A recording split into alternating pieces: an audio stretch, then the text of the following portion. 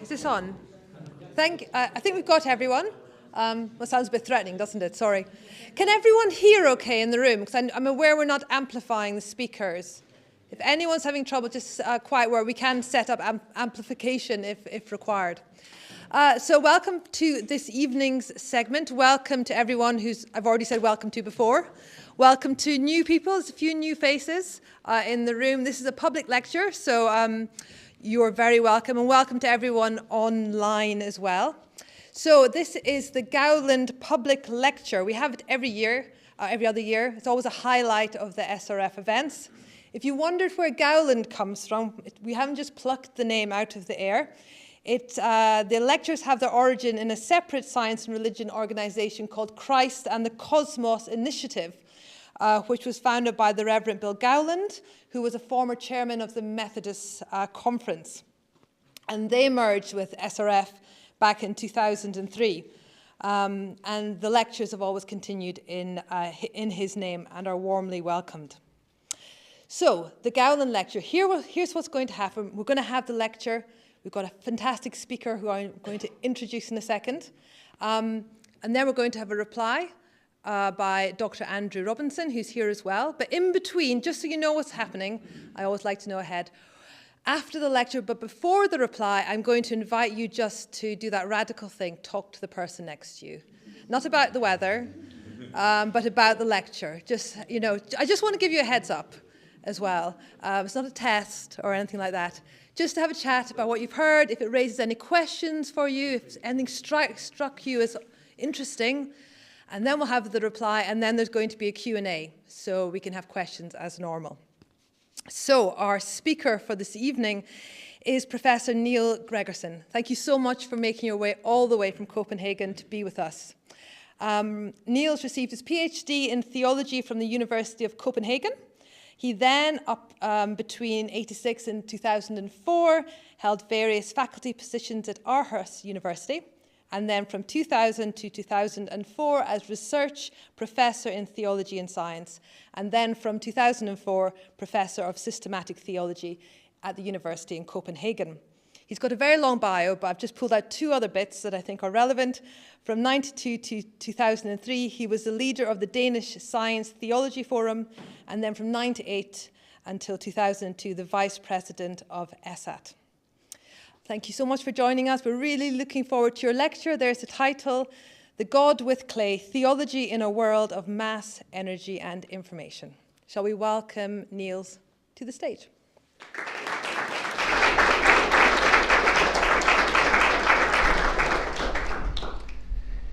Thank you very much for this warm welcome and your introductory words. And it's a pleasure to be here in the Science Written Forum. I think this is my third time here, but there's been some years in between. And also thanks to Dr. Andrew Robinson for your willingness to give a response later. I have actually chosen the title of this lecture a little in accordance with what I think would be in line with the idea of Bill Gowland and the idea about Christ and the cosmos. I have taken the cue of this lecture from the great Franciscan theologian Bonaventure, who died in 1274, who in his brief summary of faith spoke of the God with clay. I myself interpret Bonaventure as a medieval forerunner of the contemporary concept of deep incarnation. That is, a view that sees Christ as internally related to the material world at large. Let me therefore begin with an intimation to some basic ideas of deep incarnation. First of all, this concept presupposes an affirmative creation theology.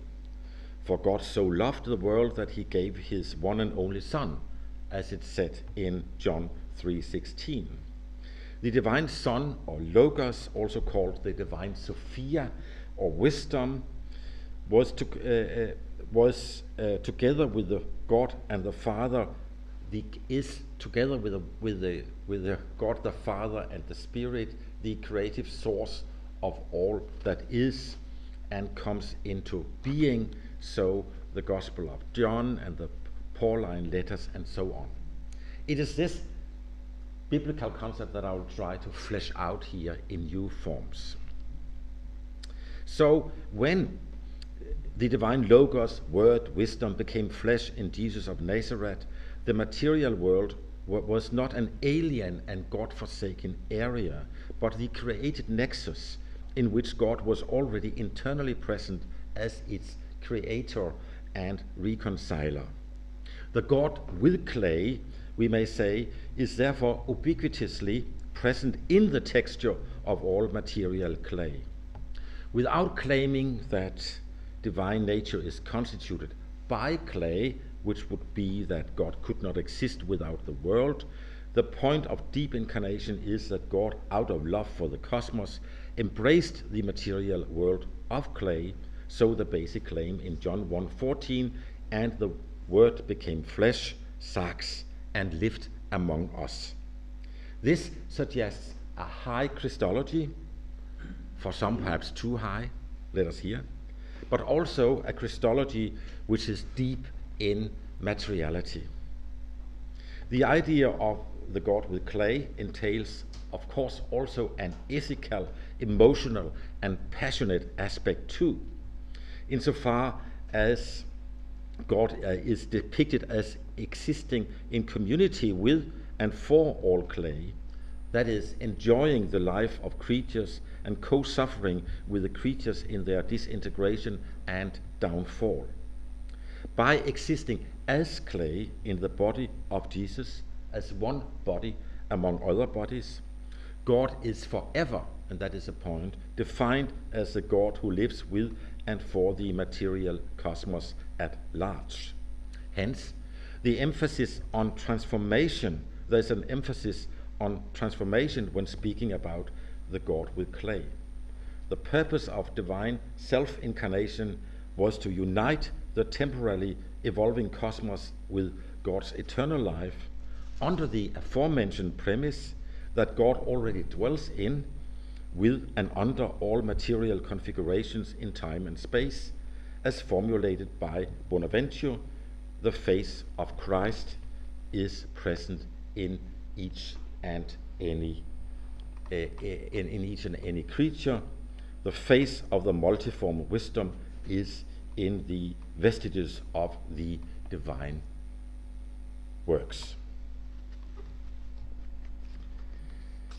So the point is here that the fullness of God really dwelt in Christ. The historical incarnation in Jesus of Nazareth was thus a self-expression and self-identification of God's nature and will for all time and space, not limited to geography and temporal epochs. Incarnation is not an episodic affair. For the same reason, incarnation is not only skin deep, that is confined to the physiological body of Jesus of Nazareth, but reaches into the depth of matter. This is the proposal of the concept of deep incarnation. Here I do not mean to say anything new, for as rightly put by Rowan Williams, and I quote, "The doctrine of Christ's person as developed through the patristic and medieval periods represented a steady trajectory of pulling away from mythological accounts of incarnation as if it were an episode in the life of a heavenly subject." That is the point. It is not an episode. So maybe it's only in the historicist theology in the 19th century that we begin to narrow the concept of incarnation to the Jesus story. True, methodologically speaking, any talk about Christ, also the cosmic Christ, will have to take its methodological point of departure in the concrete Jesus story. Incarnation, in the strict sense of the term, takes place in the midst of a particular human life. In another sense, however, Christology is born as a cosmic Christology insofar as, and only insofar as, it was God who was present in the Jesus story. For God cannot be limited to time and space. As this Jesus lived as flesh, so the God with clay always and everywhere lives together with the material world and for the world of flesh. Now this is now the inerasable cosmic dimension of Christology, if God was in him. You can say, no, God was not in him. Then we are playing another ball game, so to speak. But the inerasable cosmic dimension of Christology is the reason why a Christian theology has some traction with the idea that the God with clay also relates to the material world of mass, energy, and information. So, in what follows, I will particularly focus on the concept of information in contemporary science, aiming to show that information is on par with the aspects of mass and energy in our understanding of matter and the material. I will thus begin by briefly surveying the history of scientific concepts of matter and the material. On this basis, I will then show why and how the concept of information has gained ever more ground in contemporary scientific explorations of reality, arguing that information is essential for explaining how nature works. So, my first thesis is that information should be accorded an equally important causal relevance for a contemporary concept of matter as do mass and energy. My second hypothesis, which is more metaphysical in orientation, is that just as transformation presupposes communication, so communication presupposes information. When I say metaphysical, I do not think of something happening in another plane than ours, but metaphysics, as I use the term, is about what we cannot think away from reality and still have reality. So the point is, information is basic, so is communication, so is transformation. While the term information is a cold term compared with the warmer terms of communication and transformation, the difference between cold and warm can hardly be avoided, since physics speaks of the world in terms of its grandeur, but without attention to the emotional life of our shared cosmos. As I will argue, however, all three aspects, information, communication, and transformation, should be present at the same time in order to speak of the cosmic significance of Christ as the divine wisdom forever incarnate in the world of creation.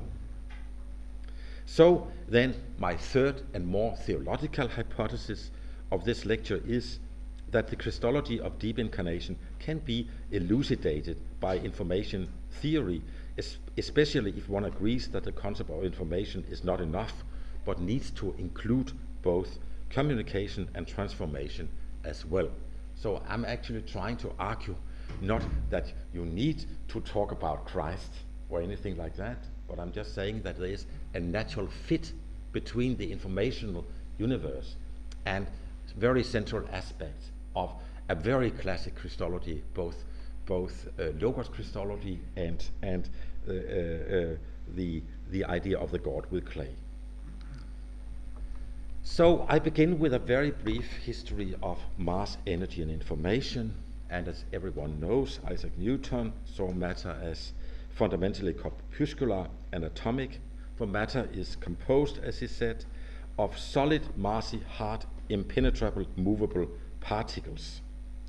He began with the primary qualities of solid matter, with measurable size and weight, removed then the secondary qualities of matter, such as color, because they were seen to be perceiver relative, and then hypothesized a universal mathematical law of nature, not least gravity, assumed to be imposed by God upon matter since the beginning of the universe. So, in the Newtonian world picture, corpuscular theory and lawful mechanism on the one hand, and theism on the other, were two sides of the same coin.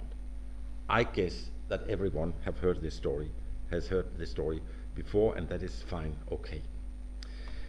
The corpuscular theory of matter, however, was increasingly challenged during the 19th century, beginning with the discovery of the electromagnetic effect by the Danish physicist H.C. Ørsted. Now the energy aspects of matter came to the fore. This concept of electromagnetic effect was later generalized into the theory of electromagnetic field by the British physicist Michael Faraday.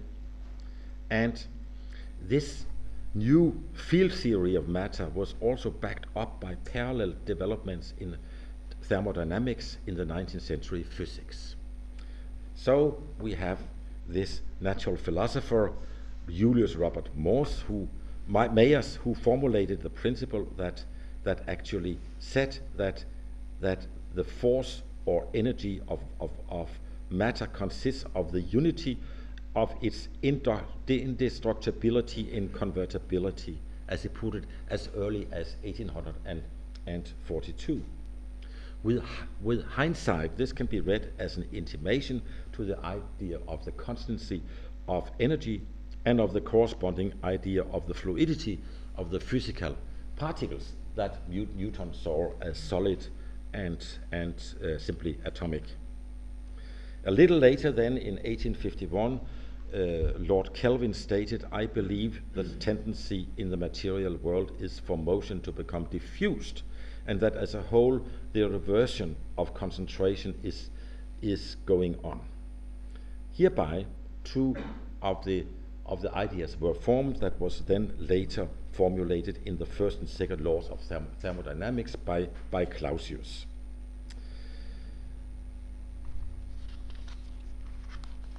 Now, with Albert Einstein's general theory of relativity from 1915, the concept of matter and energy was further generalized by understanding mass and energy as simply equivalent.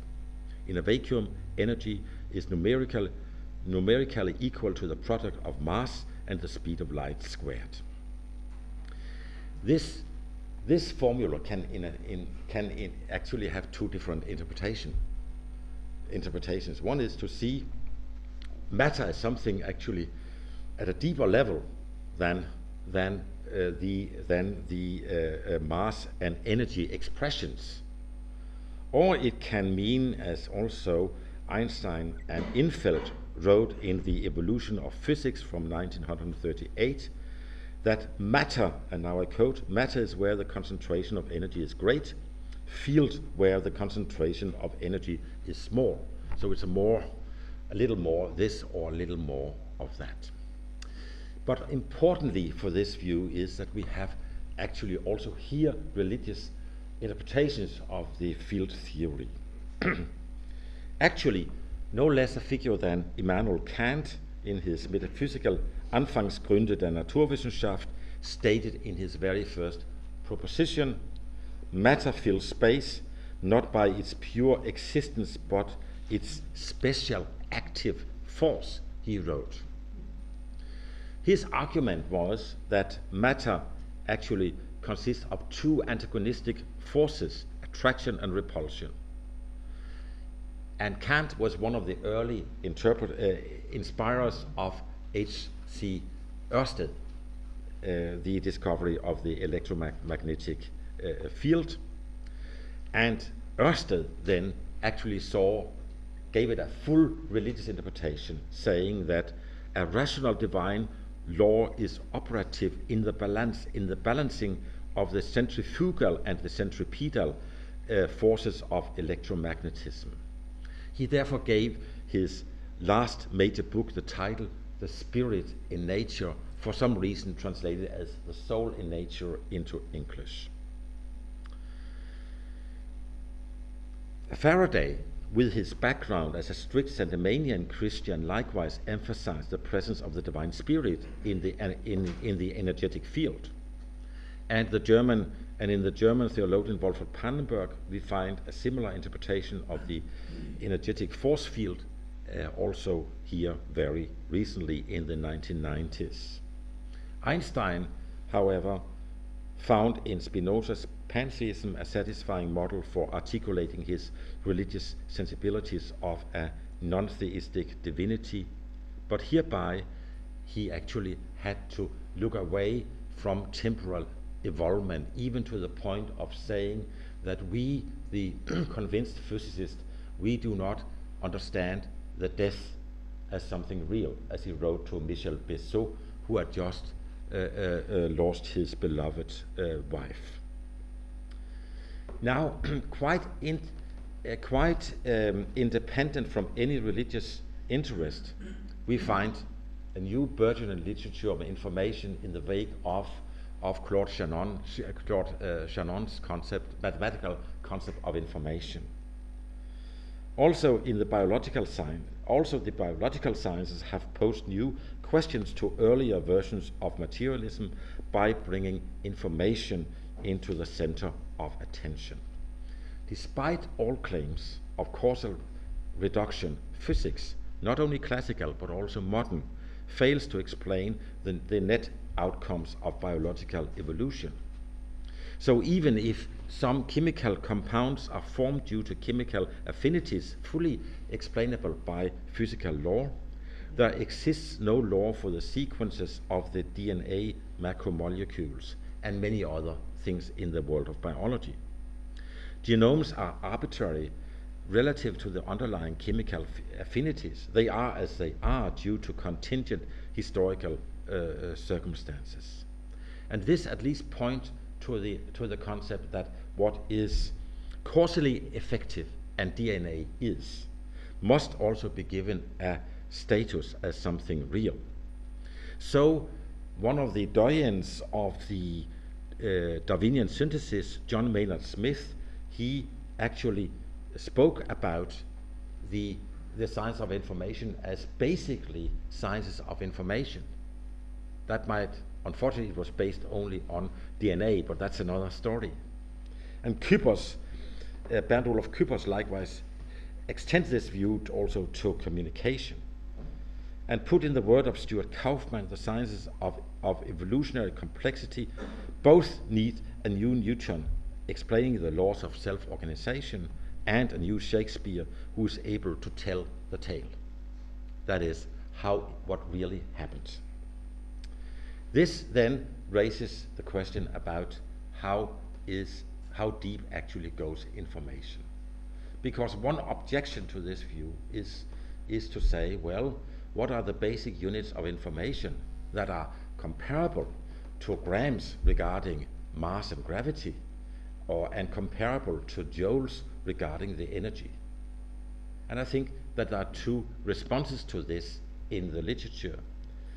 One is to say it's bits, the binary digits, that can be compressed algorithmically to 0, 1 in long circles, some of them compressible. Or it can be qubits, quantum bits, as actually argued by Seth Lloyd.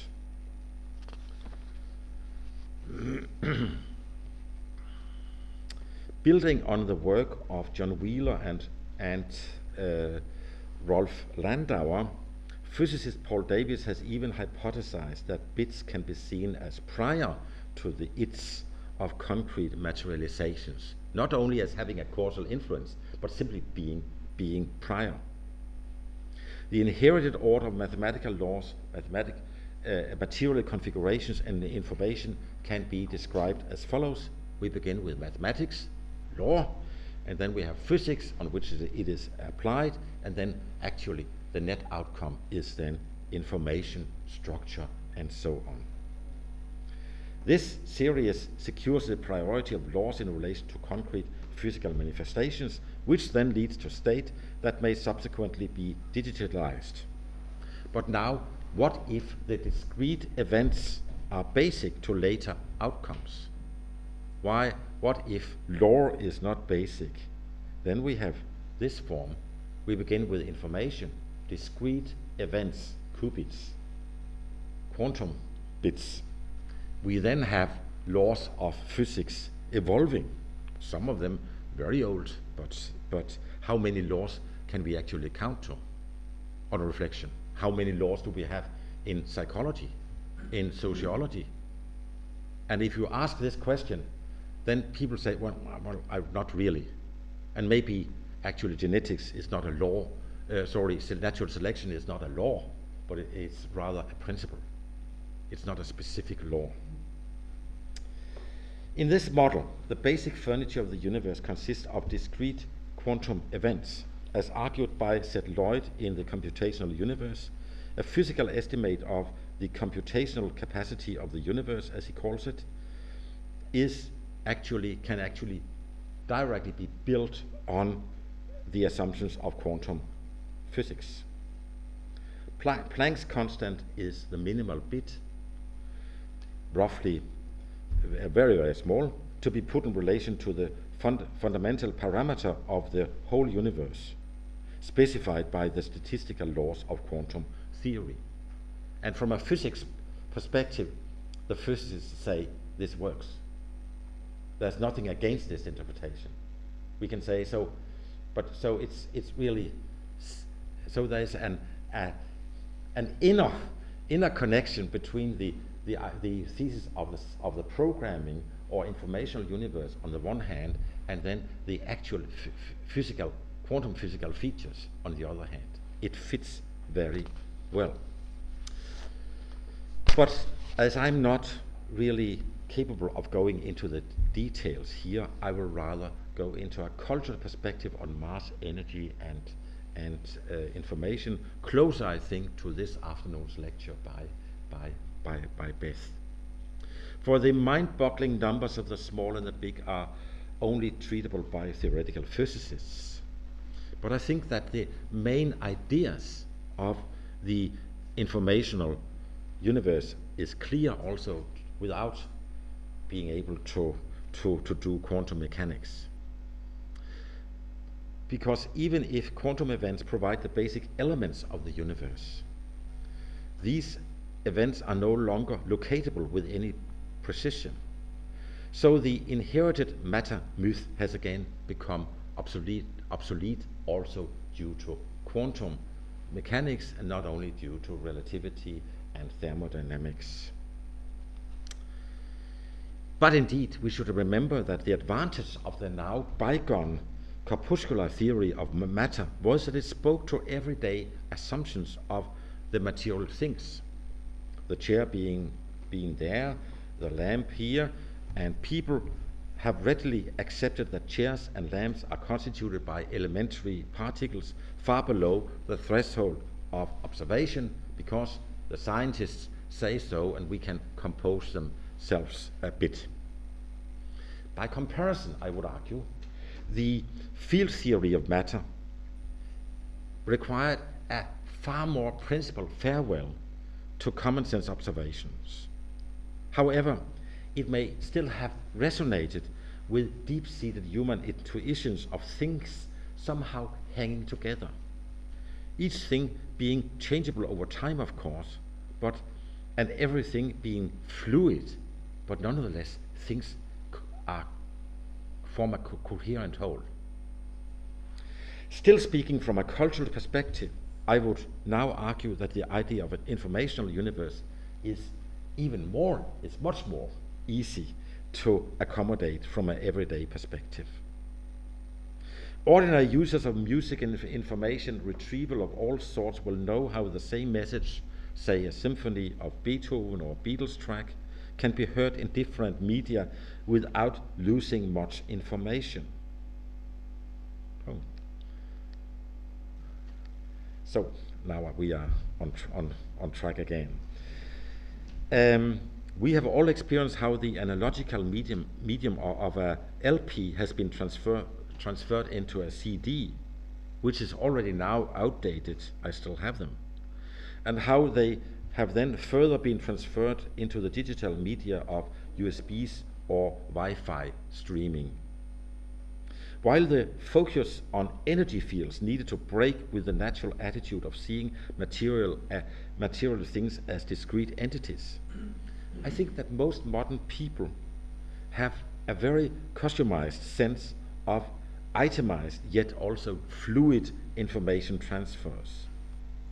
The only thing needed is a compatibility between the information systems. In this sense, I think it is no longer quite true, as Marshall McLuhan argued, that the medium is the message. For the mediums are exactly translatable to one another with only a limited loss of information, apart from the noise that one actually can be lacking if you are used to old LPs and now suddenly download something from live stream. What are then the possibilities of a religious interpretation of the informational universe?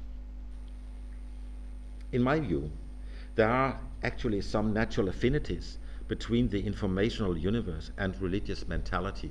This was already discussed, how it came up, how the religious concept came up without any intention. It was a very interesting to hear. The common idea is, I think, and now I'm not speaking about science, I'm speaking about how we think about it. It is that information is up in the air, as it were. Even as it is materialized, we know that, somehow. Moreover, when an everyday digital user downloads something from virtual space in order to access some information, such procedure takes place in the awareness that we have access only to a very limited amount of the total information available, which is out there. So there is at least a very strong awareness that we do not have the compass of everything. There is not much grandeur in the human, in the human intelligent mind here. That's perhaps why we are also interested in robots and so on, and artificial intelligence. This reminds me of the view of religion in the great theologian Friedrich Schleiermacher in his famous On Religion speeches to its cultural despisers from 1799. Here, Schleiermacher defines religion as an intuition of the universe as a whole. This universe exists as, and I quote, in uninterrupted activity and reveals itself to us every moment. Thus, to accept everything individual as part of the whole, as a representation of the infinite, is religion. End quote. Very strong. It actually fits extremely well with our everyday understanding of information. One, of course, can also relate to the universe while bracketing the intuitions of eternity and infinity. Perhaps for this reason, some of the so-called new atheists have expressed a particular uneasiness about any reference to the informational universe. In his book, God and the Folly of Faith, the Incompatibility of Science and Religion, the late physicist Victor Stenger argues strongly against any scientific reference about information as fundamental. Likewise, he explicitly targets the theological appropriations of the idea of the informational universe, including Keith Ward and myself. Similarly, he dismisses the possibility of a top-down causality, that is, from mental features to the world. According to Stenger, all that physics needs is mass and energy. So he's in a sense back to the 19th century. And there's something that speaks for it too. If you think as a physicist, we should remember. Likewise, he argues every mental feature can be sufficiently explained from its biophysical conditions, from below. In principle, I would argue, Stenger may be right. He might be right. That a future science will be able to explain also the particulars of life and culture from below in terms of physical energy exchanges. But I would say, measured by today's science, this is not a very likely scenario to put one's money on. Since, after all, the sciences proceed by a specialization of disciplines, each with their own explanatory powers. In addition, my own rejoinder to Stenger's is that the atheist has nothing to fear from the assumption of an informational universe. The causal roles of information may well be interpreted as a mere happenstance. This is just how it is, without any direct or even indirect religious implications.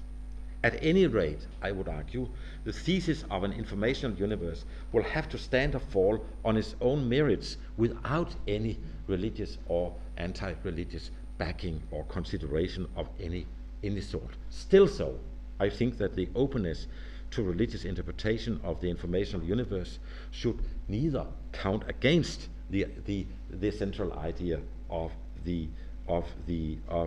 information in contemporary science. So now I will look into three aspects of information, communication, and transformation. And now I come to something which is, in a sense, is more metaphysical. And the point is not up there. It's the ingredient, that which we cannot think away from reality without thinking reality away. So in that sense, metaphysical. It is, you cannot think it away. You have to deal with it one way or another. I'm not saying that I have the correct words about it, but it's some aspects that are somehow ingrained in reality.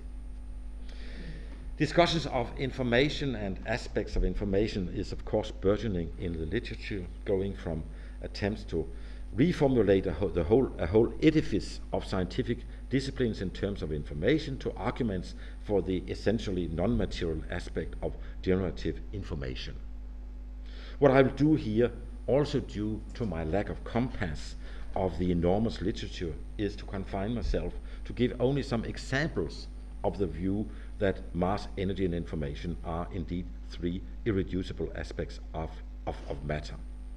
I hereby assume, and also that there will always be some distinction between computational complexity, that is the algorithmically modeled complexity, and real-world complexity. Leaving aside the status of computational theories of information, which also lies a bit beyond my expertise, I only wish to address three aspects of causal information, and they are here. The first is information as the proliferation of fundamental differences based in quantum mechanics. That's where I already started. So you cannot think differences away. You cannot think away a generative model for differences in the world, and then just assume that everything is one big energetic field, I would argue. Information also is the proliferation of semi-stable physical structures, which likewise have a causal impact. And third, information is what we can call causally relevant semantic meaning. A few more words about it. Because my idea is that just as informational events are quintessential at the bottom level of quantum reality, so informational structures, point 2 in information 2, are the driving forces for the historical unfolding of physical reality, much similar to the old-style Aristotelian concept of structure or form. The world is formed, is informed. We cannot think that away. That information is seminal to quantum mechanics was the main thesis in Z. Lloyd's Programming the Universe. But here, I'm not interested in this particular hypothesis, but just about the idea of quantum events that cannot be predicted from the overall situation, but still any particular quantum event reshapes the conditions in which later quantum events are to occur. So, two quantum events, A and B, are not unilaterally predetermined from A to B, even though the relations between A's and B's take place within the statistical limits of quantum mechanics. That is, quantum events do produce differences, and these differences make up the status quo of the universe at any given time, and it informs the subsequent cosmic situation. As argued by Z. Lloyd, and I should have had a quotation here, information and energy play complementary roles in the universe. Energy makes physical systems do things. Information tells them what to do.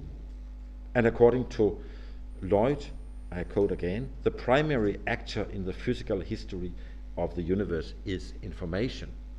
It's about how to go. As mentioned, such instructional powers of information come even more to the fore in the world of biology. Metaphorically, I have suggested to put the distinction between the language of information in quantum mechanics and the language of the proliferation of organisms as follows. Quantum events, like number 1 here, produces distinctive cuts. In each moment, this happens, not that, cut. By contrast, the world of the living is constituted by informational processes that create resonances, building up, communicating, so that something new coalitions can be formed. That is, as long as it goes. For in the end, the diffusion of differences takes the upper hand due to the second law of thermodynamics, and in this respect, the conflationary powers of energy exchanges will inevitably win over the upbuilding powers of informational structures, at least as far as we know. We still do not have the future, but this is the prediction of the second thermodynamical law. Still so, preformed physical structures, information too, is part of the explanation why, for example, water streams going downwards due to weight and inertia takes this particular downwards or that particular pathway downwards, because there are pre-existing challenge structures, information too. Something similar seems to be the case with information 3, semantic information. This type of information is what we refer to in daily parlance, coming to know something of importance. In meaning information, semantic information, it's not only about something, but is about what is of interest for somebody in a given situation, in a given context. Semiotic biologists such as Terence Deacon and Jesper Hofmeier argue that the concomitant aspects of salience and aboutness is already present at the biological level. And more recently, the Italian plant neurologist Stefano Mancuso has argued that we need to speak about a sort of intelligence in plants, because they are solving problems, and they must, in order to solve problems with their environment, they need to have an awareness of their environment, which again gives rise to features such as phototropism, that you are actually turning towards the light, and even other things where he would argue, and it's probably more questionable, so I do not go into it here in any detail, but that there is a sense of gravity, a sense of electromagnetism in plants that we do not possess as human beings. This is all in the book Brilliant Green, The Surprising History and Science of Plant Intelligence from 2015. The point is, at any rate, that the concept of information is highly contextual, as we also know from human language and from our everyday awareness. An approaching person can be seen as a potential helper, or as a foe, as a danger. In meaning information, we are not only interested in the fact that there is this or that person in the environment to whom we then may refer, but we are interested in what he or she might mean for us. Potentiality is present with the contextuality and with the fact that there are many interpretations possible of what is coming to us.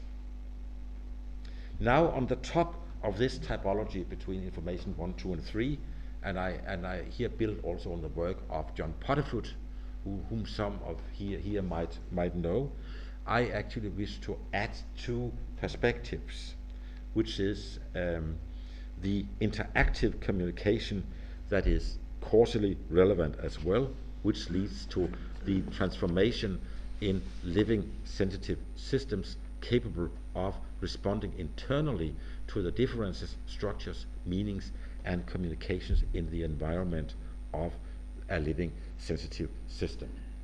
Again, I could use the idea of a plant intelligence as an example for this, but we also already know from ourselves that the way in which we interact with other people, say, seeing if she is a friend or she constitutes a danger to me, is actually what gives what is necessary to explain our future collaboration or my fleeing from the situation or whatever. And all this has also to do with a transformation, with an inner rereading of the situation. So we have 5 aspects of information. And when I now put some emphasis on this, it is because it will have relevance for my argument that actually information theory may elucidate aspects of Christology, very ancient Christology, also very contemporary Christology, and this is what I aim to try now. So, I've already spoke about logos of wisdom as the creative source of informational differences and coherence, and it so happens that the term logos in Greek actually means both the cutting and the recollecting of distinctions, purely from an etymological basis. So it's about setting cuts, making cuts. So the idea of the divine logos comprises God's differentiating creativity along with the capacity to shape and maintain coherence in the midst of different. Now, as we know, the standard definition or translation of logos in the Western world is, in the beginning, was the word. It comes from verbum, goes back to about 400 from the Vulgate translation. Earlier on, a church father like Tertullian, right very much in the beginning of the 200s, he says, how should we translate logos? And he says, well, either as ratio or as sermon, even as the inner rationality in the mind of God, or actually as God's outward speech to the world. So that's why I am arguing here that we could as well, and all of this is part of the picture, translate John 1 as follows: in the beginning was reason, and the reasoning was with God and was God, and all has come into being through the divine reason. Not even Newton would have been dissatisfied with that translation, I think. But if we think about the sermo, the outgoing speech, then you could say in the beginning was dialogue, and the dialogue was with God, and was God, and all has come into being through the divine dialogue. Or, since it has to do with a shaping, both a cutting and a shaping, a concreteness, a bringing together of concrete differences, so that when I speak here and when I think here, try to think here, and you think there, then perhaps there will be some logos which is unifying us. Then you can also say that in the beginning was the pattern, very much like information too. And the pattern was with God and was with God, and all has come into being through the divine pattern formation. And actually this was the central translation or way of thinking in Bonaventure. He calls Christ the form of all forms, and that's why the face of Christ is present in all his works in creation. They are cut out of the immense potentialities, creative potentialities in the divine mind or logos. Or we can say, in the beginning was information, and the information was with God and was God, and all has come into being through the divine information. And then, of course, we have to think again, information, is that not too much of a polyvalent concept? But I think that if we now think about information 1, 2, 3, but also 4 and 5, those about communication is part of the dialogue, then everything is in a sense entailed in this concept. And what I say here is not, I think, purely a modern invention. We find it in Tertullian, the old patristic writer. And Tertullian, he was one of the last church fathers who were Stoic, not a Platonist. So, and he has many of these you can find in his work. Now I should stop because I can go on for a long time here. He even says, also trees think, like Mancuso. It was because he was a Stoic. That is, there is not a hiatus between mentality and matter, but they all hang together. And I think that the original Christian tradition of a cosmic Christology actually has some aspects of Stoicism built into itself, but also some aspects of transcendence or of Platonism, by saying, well, Logos is much more than we can figure out. There's much more to Logos that I have than I can have in my mind. In that sense, this is the divine ratio, a divine reason, not a little human reason. So I have then, in my earlier work on deep incarnation, and my apologies for bringing old horses to the table again, I have tried to make a distinction between 3 meanings of sarx. Now here referring not to John 1:1, but to John 1:14, saying that and the Logos became flesh, sarx, and lived amongst us. Again, this very interactive concept. And I have then tried to separate these aspects and to say that one thing, the first meaning of sarx is the concrete person, Jesus of Nazareth. It is God, of course, became flesh, became body in his life story. I think it means that. But sarx also means something like sinful flesh, a way of saying no to the invitations of reality. And we also have this in John 3:6, what is born from the flesh is flesh, and what is born from the spirit is spirit. So there is something which is recalcitrant about flesh, not wanting to play, not wanting to live with the flow. Now we are here in a Quaker setting, so maybe it's a opposite to say something like that here. But my principal point is that sarx also has this extensive meaning of materiality of all that is. And this is an aspect that actually, again, comes from deep from biblical tradition. It's called kol bashar, all flesh. Humans are kol bashar, all flesh. Pasa sarx in the Vulgate of Isaiah is pasa sarx, just nothing but flesh. So we are blossoming like the grass and the flowers, and we are withering. This has nothing to do with sin. It is the way God's world of creation is. So I'm sorry to say that we cannot meet very many of us in 50 years. Because many of us will be died. Most of us will have gone to that time. Sorry, but that's how it is.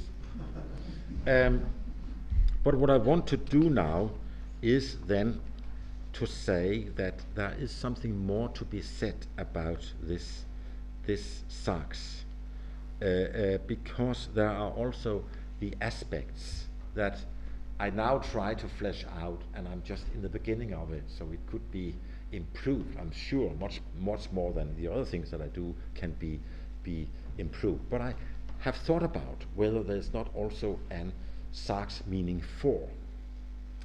That is an sort of an communication between material creatures, between themselves and us, ourselves, and the God with clay. So we are in a sense part of a materially communicating system. If that is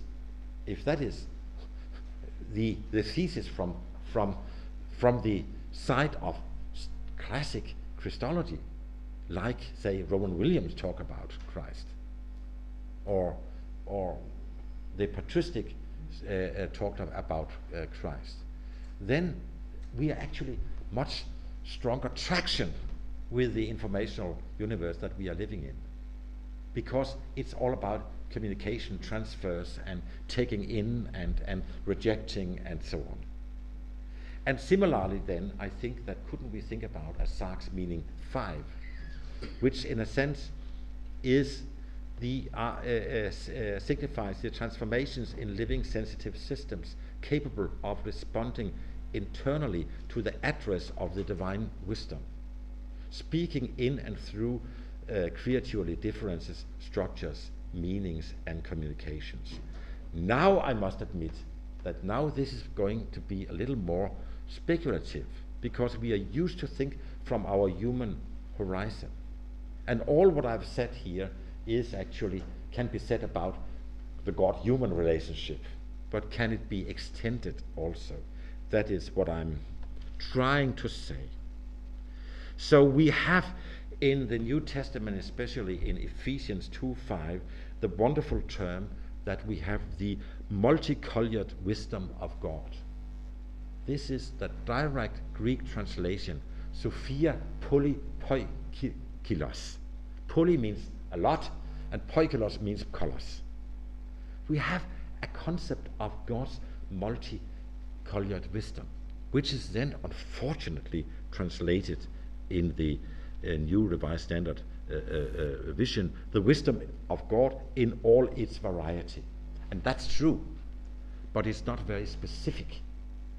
There is the color question, which is away, and hence the sense of sensual differences that we live by.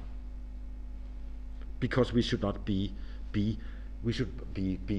one, but we should not be conflated. That would be like the second law of gravity applying to humanity, that we should be copies of one another. But no. So the reason for the personal language used in the Jewish and Christian traditions, and let me just say that 20 years ago, 50 years ago, I was very skeptical about the personal language. I thought that is just metaphorical.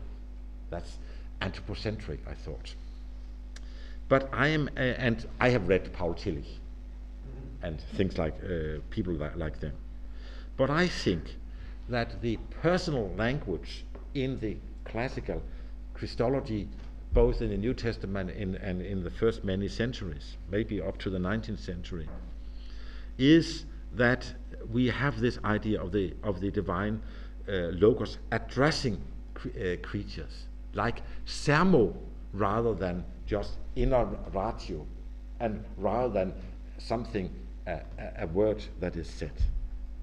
So again, physical information, difference and structure, and the speaking about it is not enough, but must be translated into interactive communications between creatures and the God with clay, leading to transformations. Now I'm coming to the end. So I'm very soon finished, and I'm coming to the end because I would very much like to have 5 pages extra. You will not, but I would have liked to have it, because this is very exploratory. So my point is that while the aspects of communication, Sachs meaning for, that also are combined in the information concept for, is a characteristic of the way Jesus approached his contemporaries according to the gospel stories. So if we are in a very concrete microcosm. But the idea of the incarnate God with clay extends this vision to a divine address, speaking words of wisdom throughout the ages, prior to, after, and independent of Christians' knowledge of the particular incarnation in the human person, Jesus from Nazareth. What I'm saying here is not something modern or liberal. This is what all the old people said. Irenaeus, Athanasius, Gregory of Nyssa, my hero. All of them have said that. And even in Augustine you can find that we have a religion as old as creation. And you can even find it in Calvin. And of course in the Anglican tradition too. But then the question is, then we have a body, a life body of those who have become transformed by responding internally to the divine offers of information, which is always mediated by all the informational differences, structures, and semantic constellations of history.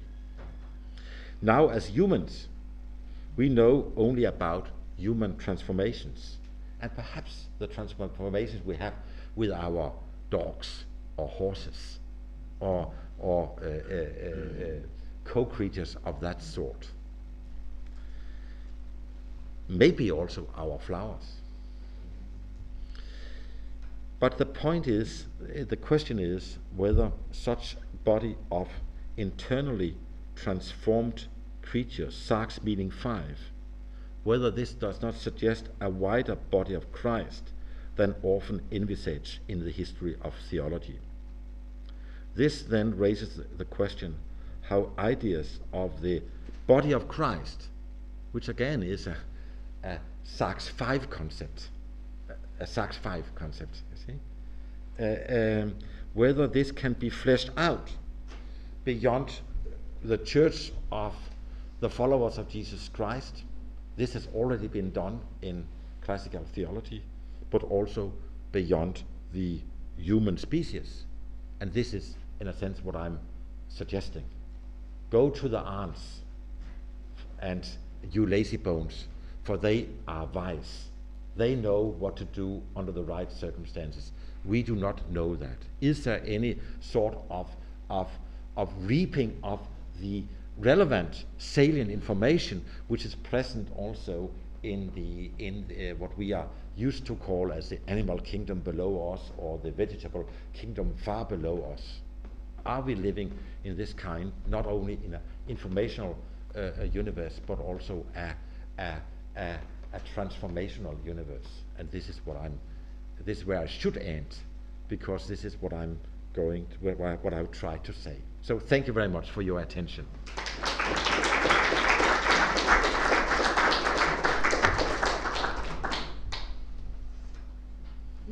Niels, thank you so much for a really rich mind.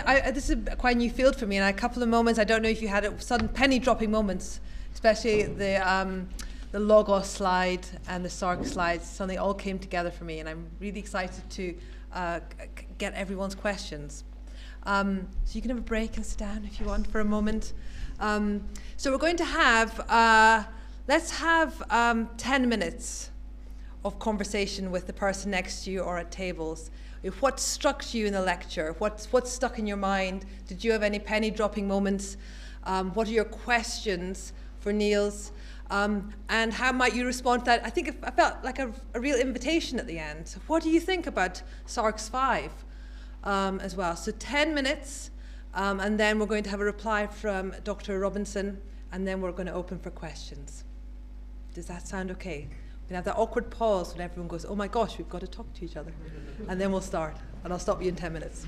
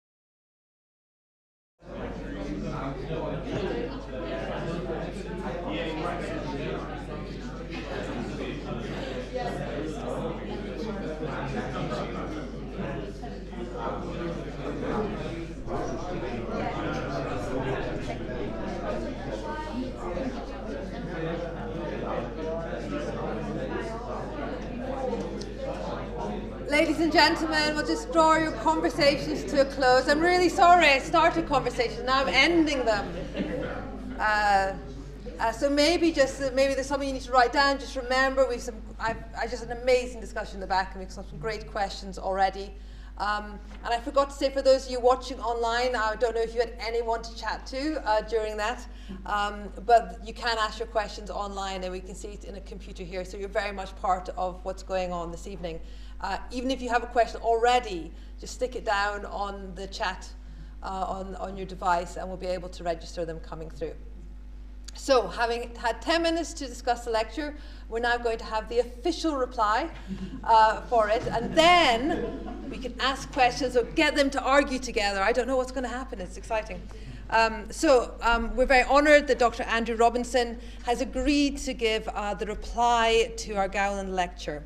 So if you don't know Andrew already, he's a medical doctor and an honorary research fellow in the Department of Theology and Religion at the University of Exeter. His theological background was in the application of semiotics to Christian thinking around the Incarnation and the Trinity. So thanks in advance to the work Andrew's put into this, and please welcome him up to give the reply.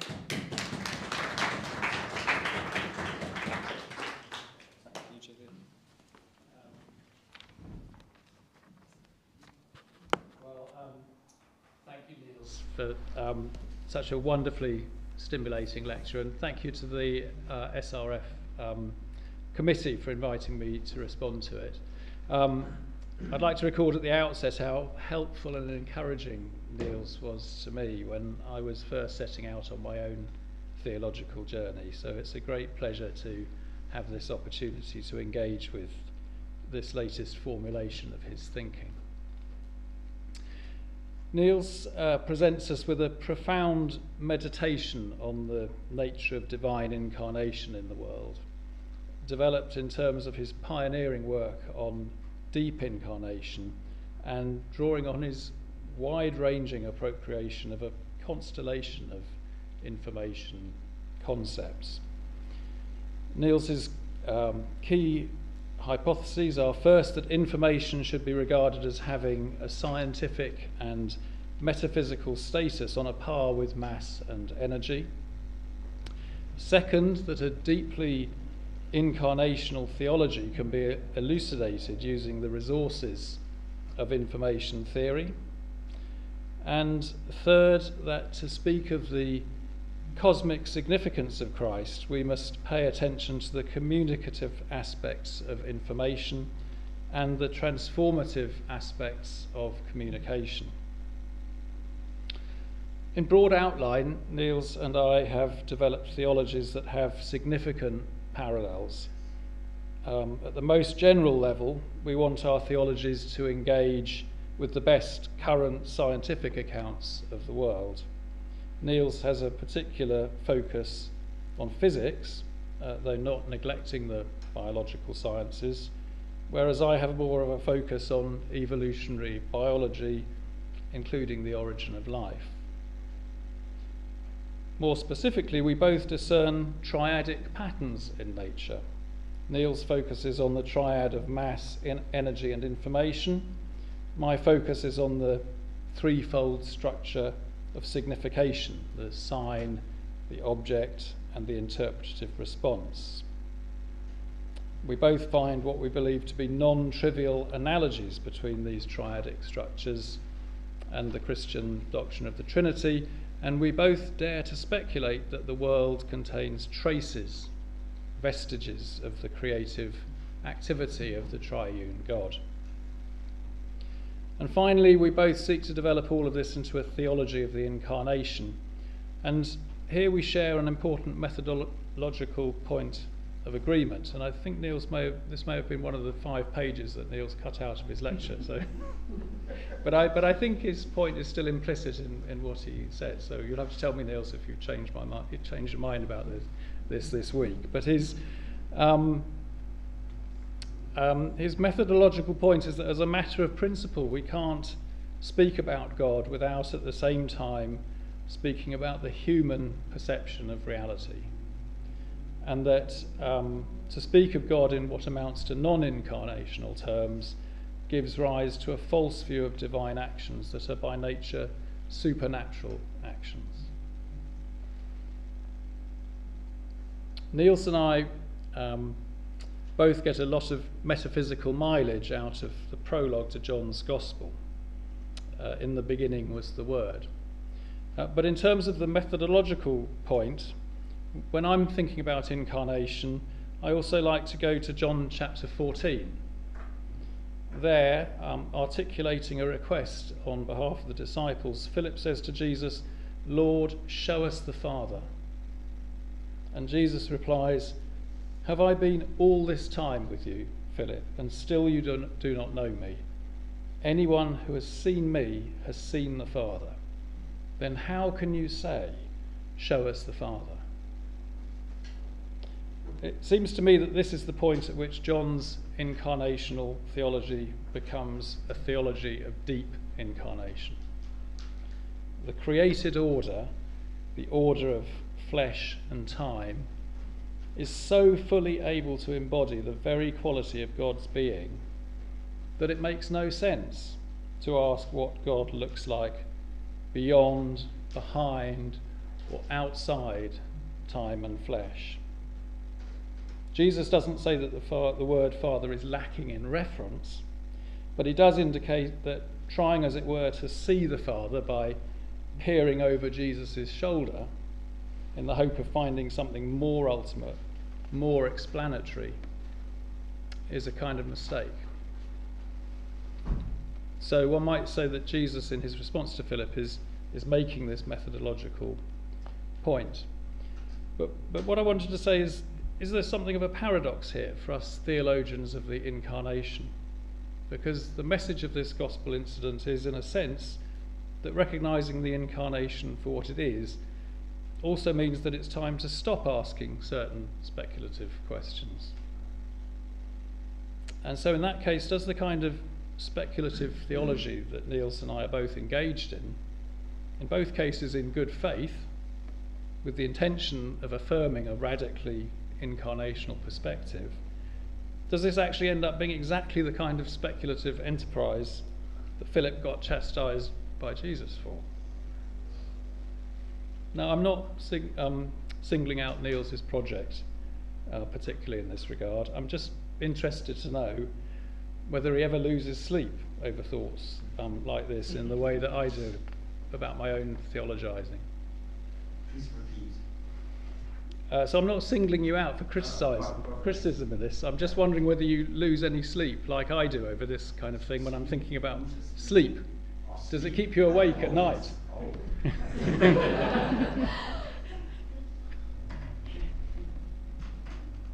Anyway, setting aside that negative apophatic dimension to incarnational thinking, let's return to Niels' constructive cataphatic scheme.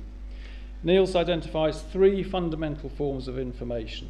Information as the proliferation of differences, information as the origin and causal impact of stable physical structures, and semantic information, that is, information as meaning.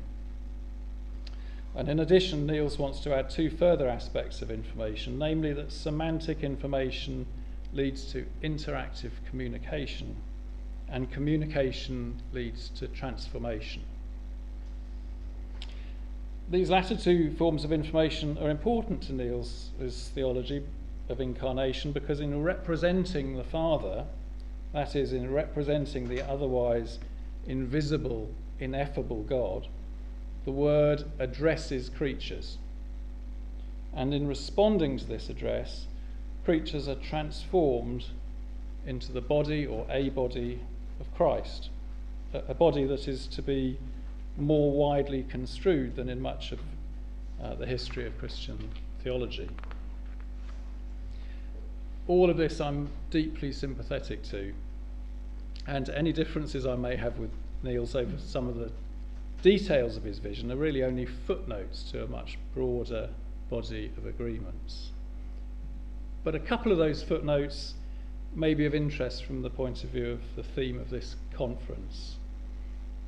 I'll start with a theological footnote and then I'll move on to a more philosophical one. My theological footnote might take the form of asking Niels, what is the role, if any, for the concept of the messianic in his theology of incarnation? We're familiar with the origins of Christology having some relation to first century Jewish messianic expectations, while of course modifying those. But setting aside the precise nature of those historical ideas and expectations, I have in mind a more general philosophical or cultural concept of the messianic as an intrusion or an interruption of the normal outworking of historical and cultural processes. We find a model for this, for asking this kind of question, in the continuation of John's prologue, a text which both of our theologies naturally circle around. Speaking of the Word who was with God in the beginning, John goes on to say, "He was in the world, and though the world was made through him, the world did not recognize him. He came to his own, and his own did not receive him." According to John's Gospel, then, when the Word became flesh, there was evidently the possibility of it being heard. The structure of creation and the processes of history must have been such that the Word might have been recognised, might have been received. And as I see it, Niels' account seeks to say something about what it is about the created order that makes it potentially hospitable to the divine Word. And I'd want to do the same. But as we've just seen, John's prologue actually says that the Word was not received, it was not heard. Although the world is potentially hospitable to the Word is sufficiently foreign to the world that it may not be understood. And that's the messianic element of the incarnation. If the incarnation was merely an inevitable consequence of the playing out of what was already there, then the Word could not fail to be understood. It's because the Word in some sense intrudes into the world, it challenges it, it disrupts it, it potentially sets it on a different course, that the possibility arises of it not being heard. And just to emphasise, this question of the messianic doesn't have to be thought of in narrowly Jewish or Christian terms. The broader question is whether we place our hopes in the inevitable outworking of historical processes and so on, or whether we think hope for the world depends on the incursion of something new, something unexpected and to some degree foreign. Not something supernatural in any crude sense, but something that isn't just business as usual.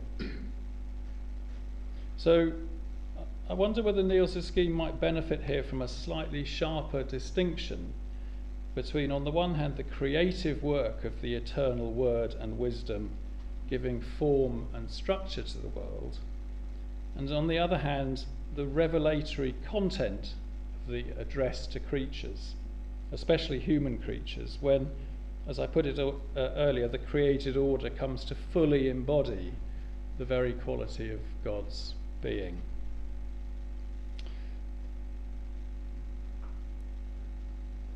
I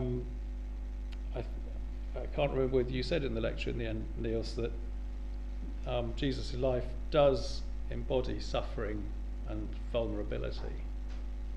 And that's not something that you can predict from information theory. Even an information theory supplemented by concepts of communication and transformation. And that failure of prediction, so to speak, seems to me to be a strength of the scheme, not a weakness, because if information theory could predict what the embodiment of the quality of God in the world would look like, then there would in fact be nothing new in the incarnate Word's address to creatures. And if the Word doesn't say anything new, then it doesn't offer any genuinely transformative possibilities for creation. I'm not saying that Niels' scheme doesn't have anything of the messianic in it, and I'm certainly not asking him to abandon the commitment that we both have to avoiding crudely supernatural forms of explanation. I'm just wondering whether in his scheme, the revelatory aspect of the incarnation of the Word has become somewhat subordinated to the idea of the word's structuring of the world as a field of mass, energy and information. So that's my first footnote to Niels' scheme, in the form of a question about the messianic. My second footnote concerns the relation between information theory and semantics.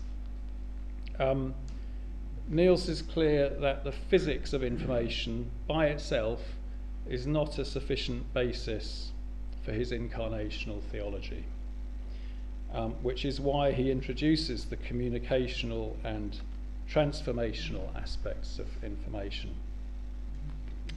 And this is undoubtedly a large part of the theological attraction of the concept of information, namely that it seems to have one foot in the camp of physics and another foot in the camp of sentience and meaning-making. In other words, the constellation of information concepts on which Niels draws gives rise to the possibility of bridging the gulf that opened up in modernity between material stuff and mind stuff, between the inanimate world of rocks and rivers and the living world of microbes and mystics. To make this bridge work, and I'm not saying it can't work in some form, but to make it work we need an account of the continuity of information concepts across this divide. So for what it's worth, and because the theme of this conference is information, I'll give you a thumbnail sketch of my own take on this. It seems to me that we have a spectrum. At the purely physical end of the spectrum, there's the intriguing fact that the mathematics of information theory is exactly the same. It's homologous with the mathematics of thermodynamic entropy.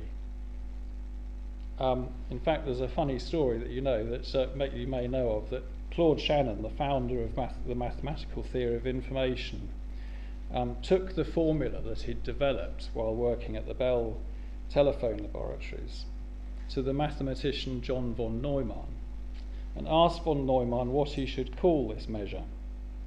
And von Neumann apparently responded that he should call it entropy. First, because the maths was the same as the maths involved in statistical mechanics, and second, because nobody understood entropy. So it would always give Shannon the upper hand in any argument. So there's some kind of connection between information and thermodynamics. And at the other end of the scale, there are claims that the mathematics of information flows, with information almost hypostasized as a new kind of substance, will prove to be the explanation of life and consciousness. My hunch is that there's a subtle slippage occurring somewhere along this line. At the physical end, the mathematics seems so intrinsically related to the thermodynamic phenomena that it is indeed explanatory in a very direct and immediate way. At the other end of the spectrum, at the level of life and mind, the role of the mathematics of information seems to me to be explanatory in a rather less direct way. And my contention would be that a turning point, a discontinuity in this spectrum of applications of information theory, occurs at the point of origin of intentionality. I'm talking about intentionality not in the sense of psychological intentions, but in Franz Brentano's sense of the way in which a mark of the mental is the aboutness of mental states. The etymology of this kind of intentionality is from the Latin intendere, to aim, as when an archer aims their arrow at something. Mental states are about things, even sometimes things that don't exist. My own recent work seeks to develop this notion of intentionality by suggesting that this aiming, or aboutness, first arises when an inanimate system begins to make use of some environmental feature as an external cue, as a natural sign. something that gives it information about the state of the environment. As a simple example, from higher up in the evolutionary scale, consider a predator picking up the scent of its prey. The scent is a cue, a natural sign that reduces the predator's uncertainty about the location of its next meal. So what's the simplest kind of system that could benefit from acquiring a responsiveness to external cues in this way? Chris Southgate, who's lurking at the back of the room, and I, drawing on our collaboration with RNA biochemist Niels Gregersen, suggest in a forthcoming paper that a responsiveness to natural signs in the environment could have originated with relatively simple autocatalytic systems in a protobiotic RNA world, even before the emergence of sequence-based genetic information. Such responsiveness to a cue would have been the very origin of intentionality, the moment at which a system became in some very minimal sense a perceiving subject. And it would also have been the origin of meaning or semantics. The environmental cue means something to the system. It informs the system about the world. So from a situation of just world and more world, we would now have a subject or an agent in a very minimal sense in an environment. There's actually an interesting literature on the application of information theory to the situation of organisms responding to natural signs in their environments. It turns out, for example, that the biological fitness value of an external cue is equal to the Shannon entropy of the environment, that is, the organism's prior uncertainty about the state of the environment. The exact nature of the organism, the details of the cue, in what respect the cue tells the organism something about the environment, the precise payoffs of being responsive to the cue, and all the other fleshly aspects of the biological situation all drop out of the equation, leaving a remarkably neat mathematical relation between uncertainty about the environment and the fitness value of responsiveness to the cue. And it's my sense that it's at this point that some kind of line is crossed, a line where the relevance of the mathematics of information theory and entropy transitions from being explanatory in a fairly direct way to being explanatory in a much more abstracted way. Another way of putting this would be to say that information theory is not in itself going to be capable of explaining life or mind in quite the same way that statistical mechanics explains the behaviour of gases. Because as beautiful and intriguing as the mathematics is, it can't tell us, for example, what kinds of system intentionality first arose in. And it can't tell us how basic intentionality evolved into intersubjective selfhood or self-consciousness. There's a lot of messy, fleshy stuff that information theory can give us a handle on, but which isn't fully reducible to mathematical equations. Now, I expect there may be some lively debates about these kinds of issues during the rest of the conference. In terms of the relevance to Niels's scheme, it might suggest rather more of a dissociation of information from intentionality than Niels perhaps allows for, though by no means a complete divorce between those things.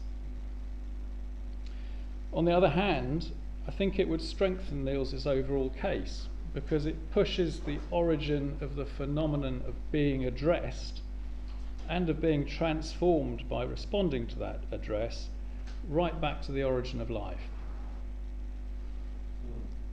In terms of Niels's various paraphrases of John 1:1, in the beginning was pattern, in the beginning was information, and so on, we might add, in the beginning was speaking and listening.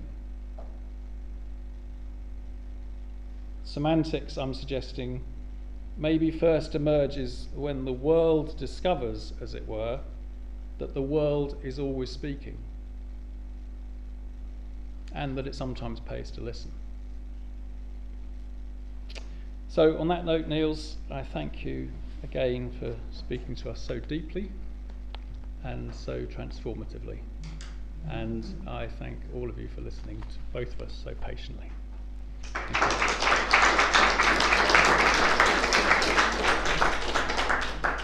I'm going to invite, stand here, nobody will see us online. Would you like to come back on the stage? And part of me wants to say, please respond to the footnotes, but I'm also aware we've got 20 minutes left, and I bet there's a lot of questions in the room. So I'm going to take questions from the room, questions from the online guests as well, questions to either speaker or to both.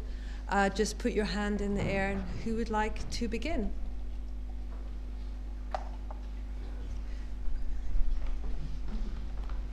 Thank you so much for your very interesting presentation. I have two very brief things to say.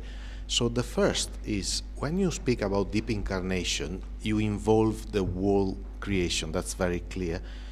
However, I was reflecting on the notion of sarx and the fact that Jesus took on a human nature which was fallen and thus affected by original sin.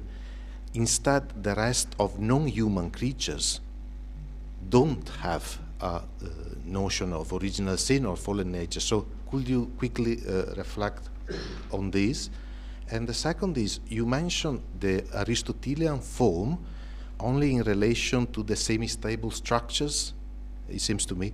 And I wonder if you believe that the Aristotelian Thomistic notion of form could encompass also other type of information.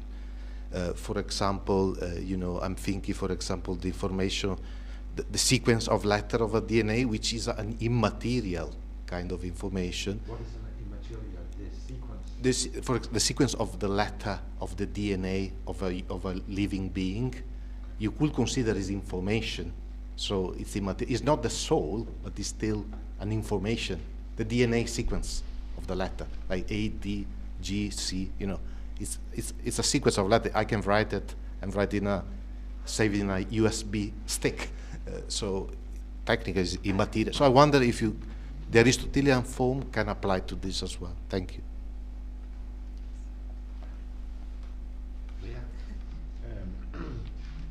Thank you very much. The first was about sarx, and I have an interest in saying that sarx does not only suggest a human person in a sense. According to the classical old doctrine, there was no Jesus with whom then the logos combine, but that it is a whole event. So the question is then, should we understand John 1:14 and the logos became flesh, sarx? Should we understand this on the basis of Chalcedon 451? I would say no. Sarx is actually that which actually transcends the human. It's more than human. Nowhere in the New Testament is it said that God became man or human, or came in the form of a human, things like that. So I have an interest in not being specific of that. I happen to agree with you that actually the fallen there's a big discussion about what is assumed. Is it assumed? I have an interest in saying assumed is not only a pure human nature of Jesus of Nazareth, but assumed is also the whole nexus in which sin exists. So there I'm very close to you. On the other point, I think I should not try to respond because we would have to discuss that more. Okay. Because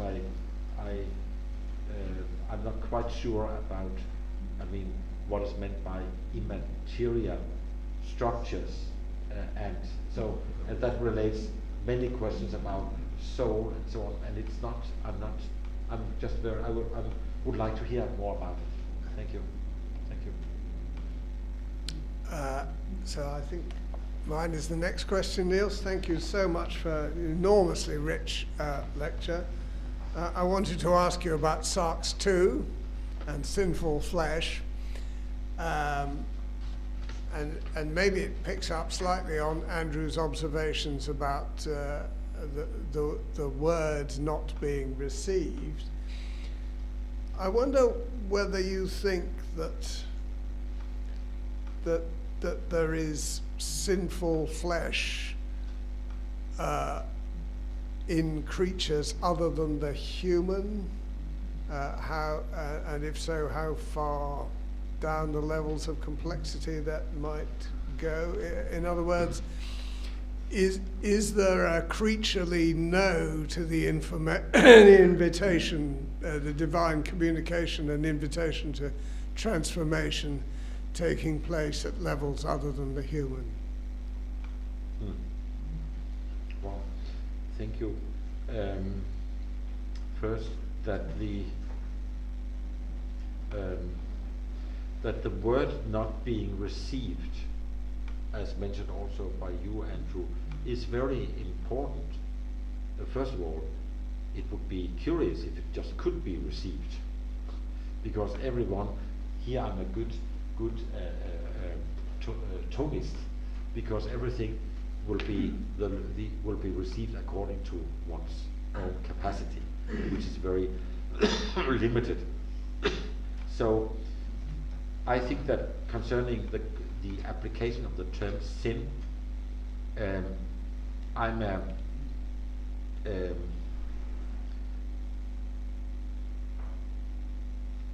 I wonder whether it is, I mean that it is evil and harmful and not receptive, yes, whether that is appropriately called sin, I think is another question. Let's leave out the term sin. Okay, but then of course I would say that there are very many things that are not responded to appropriately. In the non-human world? Oh yes. Such as? Such as dogs and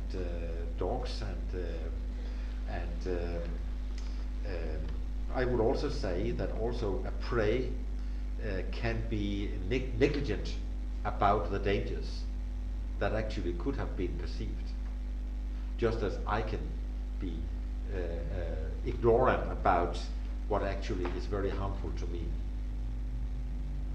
So it's both the hare and the rabbit and the wolf. But of course, this is almost a joking question, because you ask when does it then start? There is this notion about the recalcitrance of matter, which is part of the limitation of every material form, which also will lead to sub-ultimate living.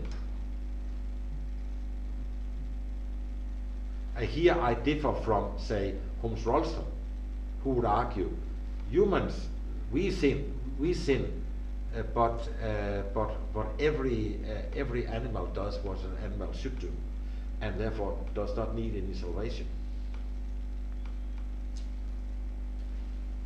Here I agree with you, I think, on this point. Well, sorry for the long question, long answer. Can I just come back to sarx and so on, but actually go to the word before sarx and ageneto in the Greek, which is actually a change word rather than a stative. It's not talking about a state. It's talking about a change of essence. So yes, the prologue begins with, in the beginning was the word. You've got the verb to be there. But here in 14, you've got ageneto, which is, unless you think that's the aorist of the verb to be, it's not, it's kind of, it suggests that the word became, that there's a change. And then we began to talk in our little group back here about other changes. For example, what then happened at the cross? Was there a change of state and information there? When Christ died, did he then become necrotic sarx? What happened at the resurrection? when, you know, Mary is told not to touch him because he hadn't gone back to the Father? Is that another changed kind of a different form of sarx? There's something happening with this sarx that is information. And what is that? Because you can't dispose of this idea that God became, you know, the New Testament never says that God became man. That's not right. You know, the whole Gospels are produced on the idea that he is a man. You know, 1 John talks about this is somebody that we've seen and touched and so on. So I think the kind of change of state and everything that you've got in the prologue demands some kind of exploration of that change in information. If he is information made incarnate, then what does that mean? Because there, you know, as others theologians have talked about, there is the, you know, logos a sarkos or the logos en sarkos. And if you want to say, well, he was always incarnate, he is always ensarchic, then why is that the case? And we also mentioned the fact that Paul talks about the soma of Christ rather than the soma, the body of Christ, rather than the sarx. And Paul predates John, of course. Okay. For me, sarx is important because it is on an indescribable concept that is not purely human, that is not purely evil or purely good, purely sinful or not sinful, but has this very wide extension. And this, of course, does not do away with the fact that Jesus, as far as we know, was a man, but this is not what is singled out. So the point is that John 1:14 speaks about a conjoining of the eternal divine logos with sarx, which is not just the concrete soma of Jesus of Nazareth, but has these wider meanings also in John. So that's why John can also say in 3:16, and so God loved the world that he sent his only son, and so on. But sending is a little less strong than becoming. So God is becoming changed into a very changing medium, the sarx. Thank you both. I think the concept of entropy underlaid much of what you were saying and was implicit in what you said. If we apply entropy to information and the logos is information, is it an exception? And is salvation an exception to the timeline of entropy?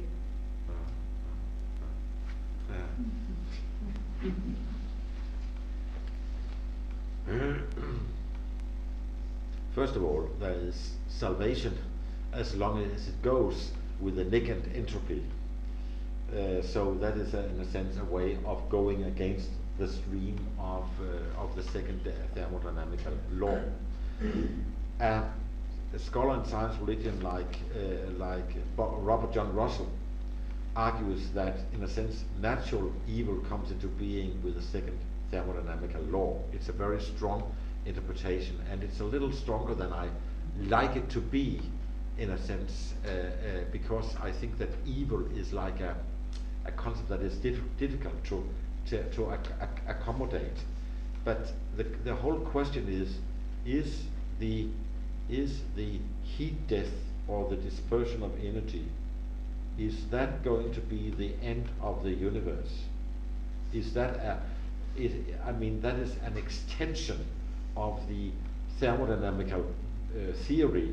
So I wonder whether we should not be careful not to extend a theory into something which is simply a future scenario. But maybe I'm too naive here. But you can also say that it's a bit naive to say because we have the second thermodynamical law, then eventually this or that will happen.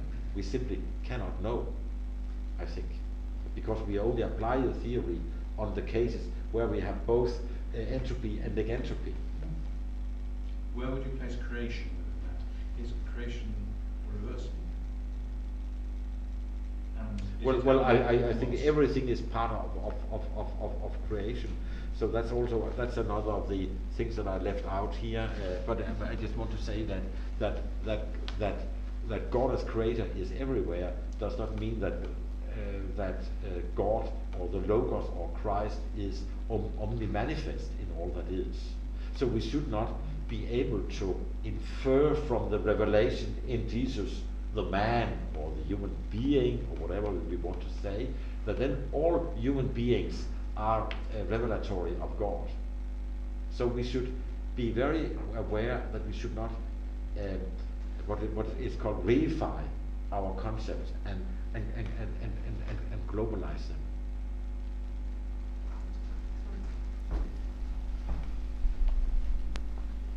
I can't resist asking a classic question about evil, natural evil, suffering, pain, violence. Do you think it has information content, or is it an absence of information? I think it must have information content.